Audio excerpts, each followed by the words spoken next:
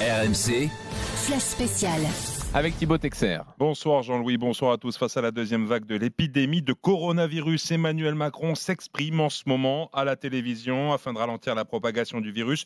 Le chef de l'État vient d'annoncer la mise en place d'un couvre-feu, Paul Barcelone, dans les zones d'alerte maximale. Oui, il serait disproportionné de reconfiner le pays, dit Emmanuel Macron, qui annonce donc un couvre-feu qui concernera la région Île-de-France et 8 grandes métropoles. Je vais vous les citer: Grenoble, Lille, Lyon, la métropole d'Aix-Marseille, Montpellier, Saint-Étienne, Rouen, Toulouse.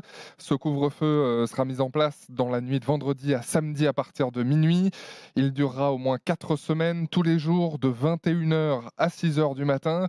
Et c'est environ 18 à 20 millions d'habitants qui sont concernés. L'objectif du chef de l'État avec cette annonce, que la vie économique continue, que les Français puissent continuer d'aller travailler, pas de fermeture des écoles notamment, mais également un tout petit peu de vie sociale, même si le chef de l'État demande à limiter les rendez-vous privés, les anniversaires, les soirées festives. On n'ira plus faire la fête, dit Emmanuel Macron ce soir à la télévision. Est-ce que cela signifie qu'on aura besoin d'une attestation pour sortir entre 21h et 6h? Oui, en quelque sorte. Le chef de l'État demande des autorisations, par exemple pour le travail de nuit, les horaires décalés, des urgences sanitaires également.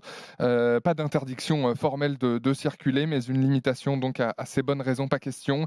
Par exemple d'aller au restaurant, au cinéma, au théâtre, à l'opéra, dit le chef de l'État. Pas question non plus d'aller voir des amis en soirée. Et pour ceux qui terminent au-delà de 21h, par exemple, qu'en est-il des transports en commun? Alors, pas de restriction dans les transports en commun, même s'il faut avoir de bonnes raisons, je vous le disais, pour les prendre. Le chef de l'État ne décide pas non plus de réduire les déplacements entre les régions, même si elles sont parfois classées en zone d'alerte maximale. Emmanuel Macron ne veut pas, dit-il, empêcher les Français de partir en vacances.